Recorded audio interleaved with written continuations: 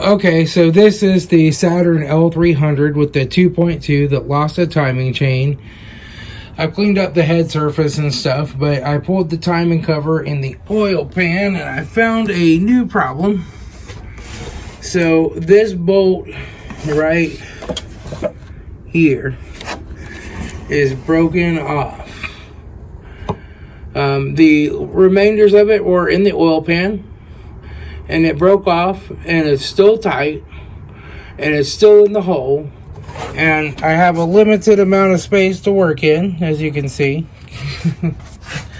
So what I'm going to try to do is weld a nut onto it like you do with the exhaust manifold bolts that have broken. I'm going to try to weld me a little 10mm nut right on here, right there, and get that weld built up between the bolt and this nut, and then see if I can turn it and get it out. That has the additional benefit of heating it up, so that might help break the threads loose. The bolt beside it wasn't overly torqued down, I mean, but the timing chain just broke the tensioner. You could see on that piece of bolt where the chain had been riding against it for a while, and then that finally snapped the bolt off, and that's what caused the head to go, right? And then that bent all the intake valves in the head. Oh, let me move my chair. There. That bent all of these intake valves in this head. They're not sitting flush anymore. So we're going to fix the head. We're going to put new valves in it, flatten it out, clean it up. I've got some of my parts that came. The rest of them are coming on Thursday and Friday. But here's the timing chain kit, the intake the timing cover gasket, intake manifold gasket, head gasket, right? So that stuff's all trickling in, but I think the valves come Thursday. So if I can get this bolt out, then I'll start doing the head like Thursday night. But right now, I gotta see if I can get this bolt out, because if that can't be extracted, well, it's time for a new engine. So that's why I haven't opened any of those parts I got from Rock Auto, because they may have to get returned if they're getting another engine. But we're gonna see what we can do. I've seen Eric O and Rain Man Ray, or Way the Tahoe Humper. If you've seen one of his videos, you'll get that joke. I've seen them do this trick, so I'm going to give it a shot. I am not much of a welder. I don't have much of a welder. I have this old Chicago Electric Flux 125 welder. I got it on clearance for $75 years ago. I've welded a few exhausts and done a few repairs with it. I got my little cheap eBay welding helmet. It does work. And so now I'm ready to give this a shot and a try. Okay, so I don't know if you're going to be able to see much with me getting down in here, but we're going to try it. Besides, it's a big flashy mess. I don't know that the camera's going to pick it up, but we're going to see if we can make it work. Turn my welder on, put my helmet on, figure out where I put the pliers. Hang on. Where did I just set the pliers? There they go. I got me these little needle nose vice grips.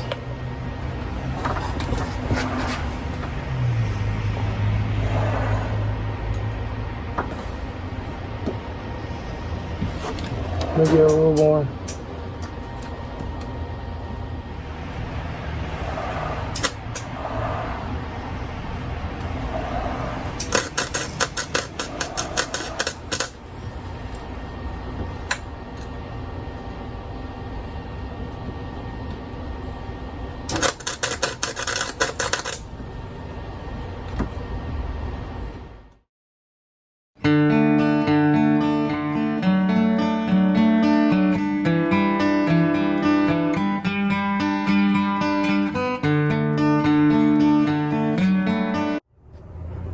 Okay, I'm gonna try welding her again.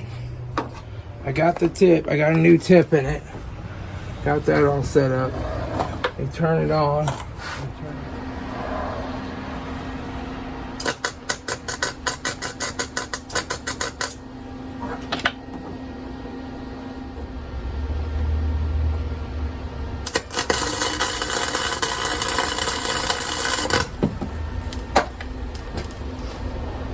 Oh, that's better though.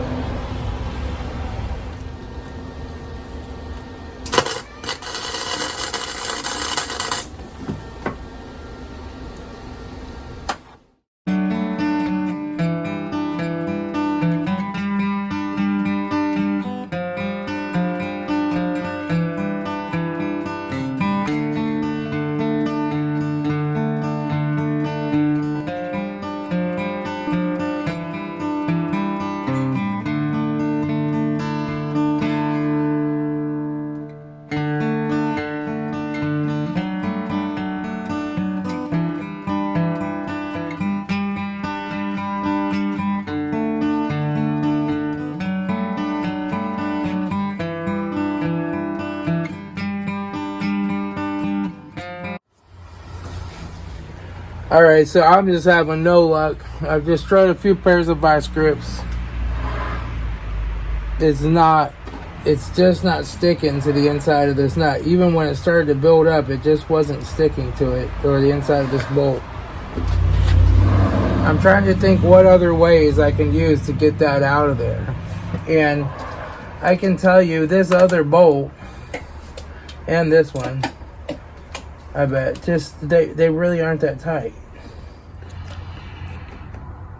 You know, I'm not quite sure what I'm thinking. I'm thinking like, oh, you don't want to thread insert that bolt because it's going to have to be tight and it's going to get a lot of torque. But it's not. These other bolts in here, I mean, I can just grab the wrench right up close and break them loose. They're not tight. Let's try this one on this tensioner. They're just not that tight.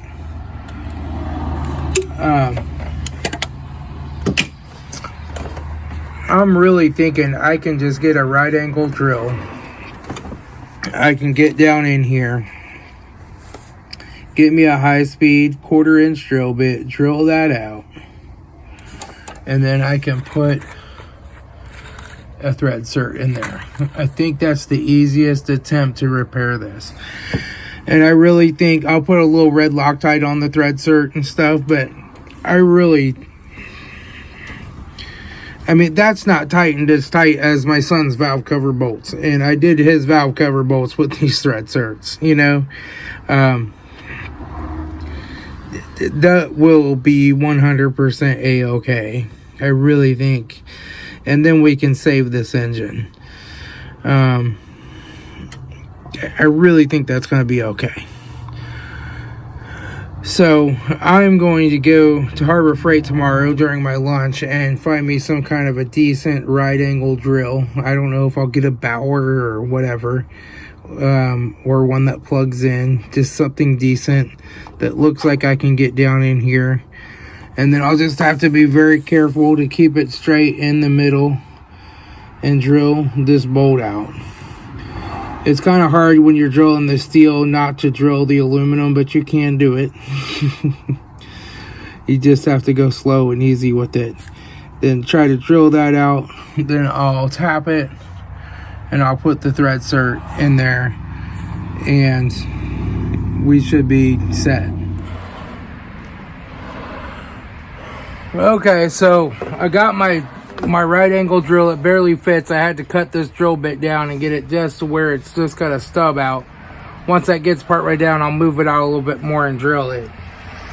But now I'm just going to go down in here. I got my DeWalt battery adapter on it, so I didn't have to buy a new battery because I don't have any other of these Bauer tools. But we're just going to go slow and try to keep it straight.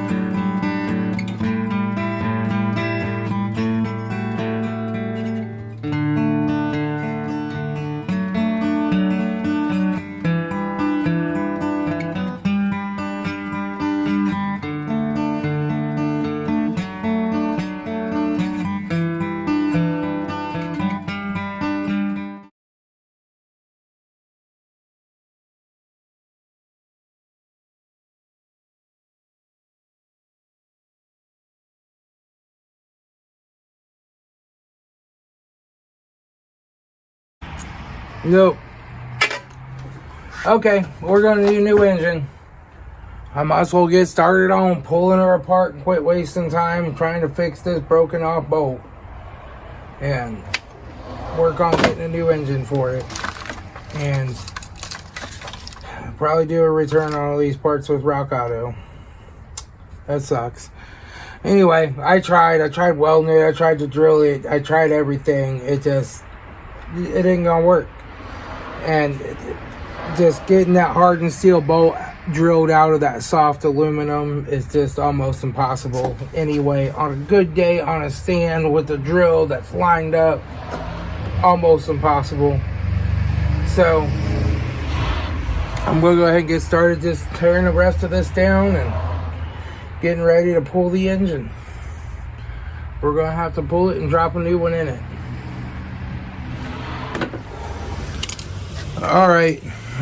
So this car is probably going to the junkyard. The owner's still making the final decision. If it's going, they're gonna come clean all their stuff out of it, and I'll throw the parts of the engine in the trunk or whatever and have them come and tow it.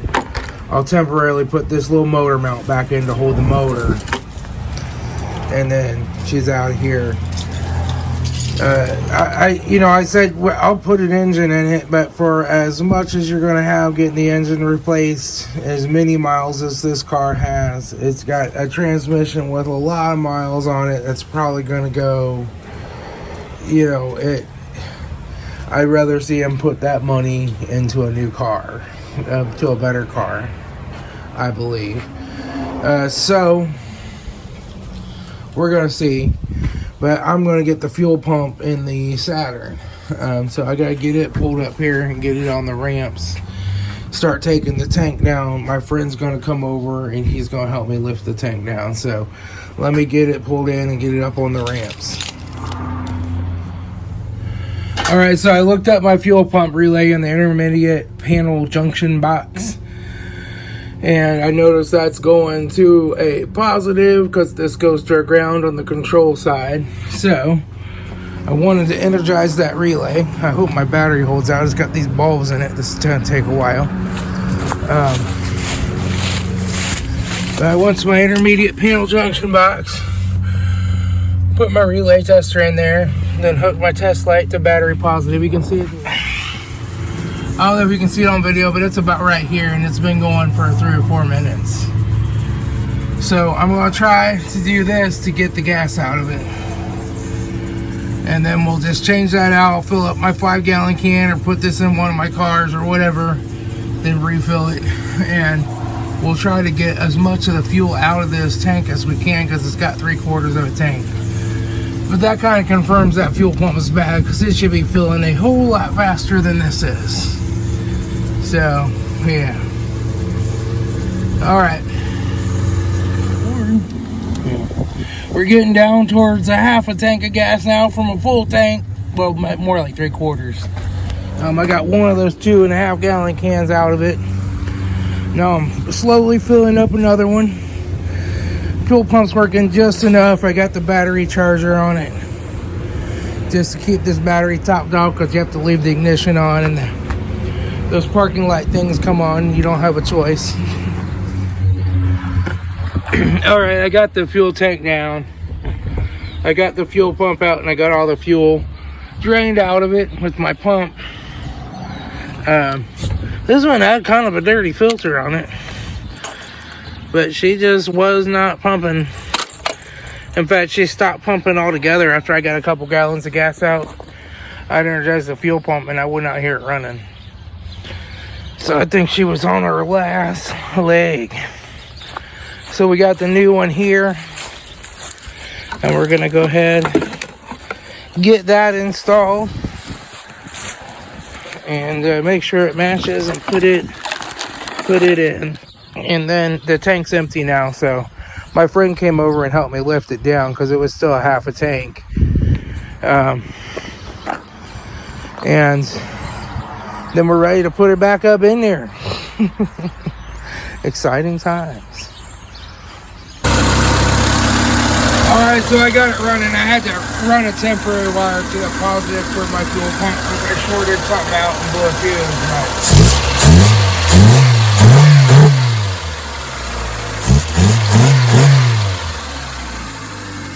No more misfire. Let me get my fuel pump pressure tester on there and we'll try it real quick. I blew a fuse or something somewhere. From the diagram, I just see the instrument panel or the intermediate panel fuse here, 30 amps. It's not blown, but I blew something somewhere. I'll have to find it. But for now, I just went ahead, ran a positive wire over, powered up that fuse or that relay, gave it some power down there, so that will energize the relay, make it run. We'll have to see what we did, where we blew a fuse at. But I need to get this thing running and get it down because the wrecker driver showed up to pick this one up. These people aren't welcome in my garage anymore. They're just really acting weird. And I offered to eat all the labor I have into this so far if they want to put that towards another car. They're just weird. They don't communicate, and then I find out 20 minutes before the wrecker shows up that they want to tow it, and I've already got this one up in the air. People who don't communicate and give me notice, talk to me, they just don't get to come to my garage. I only work with people that work with me. So I threw out the old parts in the back seat. The wrecker driver told me to just do that. And he's going to take it and get it out of here. So I need to get this. I'm just going to test the fuel pressure on this. I'm going to leave those wires hooked up for now and get it drove out of the driveway. And then I'll troubleshoot the fuse after they get this one out of here. Fun time. So I pumped her up. I started her up. She came up to 50 pounds and she is holding there. So let's start it up again and see how it goes. Oh, she starts right up too now. She doesn't have that extended cranking problem. That's gone. We're up like 55 pounds.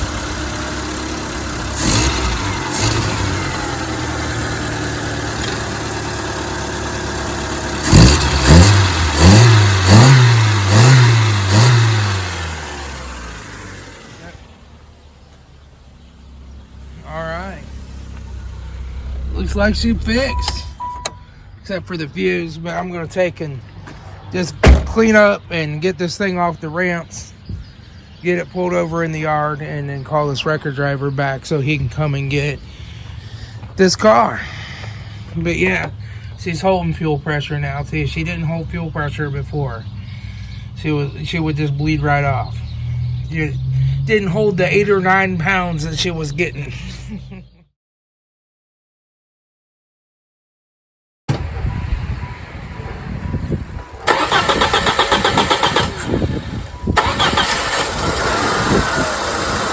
Very low. Use that. 15 pounds.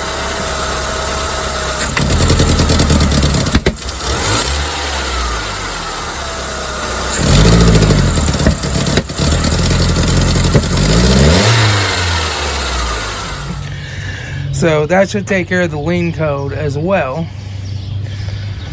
So this thing's ready to get out of here. You just got to know how to troubleshoot things, have some tools to do it, and cars are not hard to fix. That one is gone. That Saturn. It just, by the time you got a good motor for it, you're looking at 800 or 900 for one with less than 100,000, and you know, 300, 400, maybe 500 to get it all put back in, fluids, filters, all that kind of stuff, you know. And then you got a car with a transmission that's probably getting ready to die. Yes, you can buy engines a little cheaper than that, but they all have 250,000 miles on them, right? And they're getting ready to go too. Now, the problem is I have a timing chain. I might say I'm going to go ahead and replace this timing chain before I put the new one in. So, because it's going to need one soon. It probably already does, you know, and it's going to be ready to let go. So we'll replace it. The problem with that is as soon as you open that engine and put in the timing chain, your warranty is me. So they normally give you like a 30-day warranty with an engine to make sure you drop it in and it runs okay. As soon as you open that engine and put in a timing chain, your warranty's me. So now you put a timing chain in it, you fire it up, and it's got a rod knocking. Now you've lost all that money, you know. That's just not a game that I'm willing to play with that car. If it was my own car, I might play that game, right? But, so they decided to have it towed out of here. They sent the wrecker over, like, they gave me like 20 minutes notice, like, he's coming at noon. And I'm like, well, I already have one up in the driveway putting a fuel pump in it. I can't move it. They only gave me 20 minutes notice. If they would have texted me and said, oh, he's going to be here in an hour, I would have said, no, you need to have him wait. But that wrecker driver was cool. He gave me his card. I got that fuel pump in, got it down, called him back over here. He came and got it, picked it up. So we're all set. I guess I'm going to keep cleaning up the garage and go inside and relax for a while.